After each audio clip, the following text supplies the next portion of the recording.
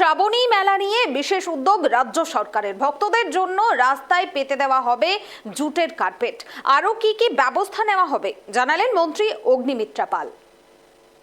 শ্রাবণী মেলা নিয়ে ভীষণ বড়ভাবে এটাকে ভাবা হয়েছে মাননীয় মুখ্যমন্ত্রীর নেতৃত্বে, এবং সেখানে বিভিন্ন জায়গায় রেস্টরুম, রাস্তায় জলের ব্যবস্থা, ডক্টরসদের camp, health camp, toilets, bio toilets, unconstructed toilets, বিভিন্ন আরও ঘাট যেগুলোকে ভীষণ সুন্দর করে সাজানো হচ্ছে।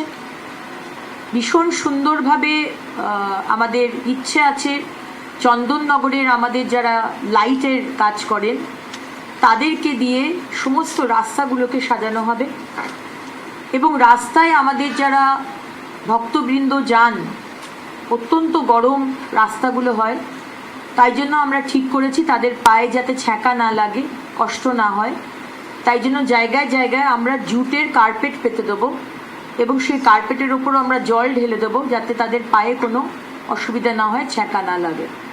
এবং এই রেস্টরুমগুলোতে বড় বড় স্ক্রিন থাকবে যেখানে লাইভ দেখানো হবে যে কতটা ভিড় রয়েছে মন্দিরের ভেতরে, তাহলে তারা সেই অনুযায়ী তারা সেখানে যেতে পারবেন। এবং খাবারের ব্যবস্থা তো থাকেই, আমাদের অনেক এনজিও তারা রাস্তায় খাবারের ব্যবস্থাও করে। কিছু কালচারাল প্রোগ্রামেরও আমরা ব্যবস্থা করছি,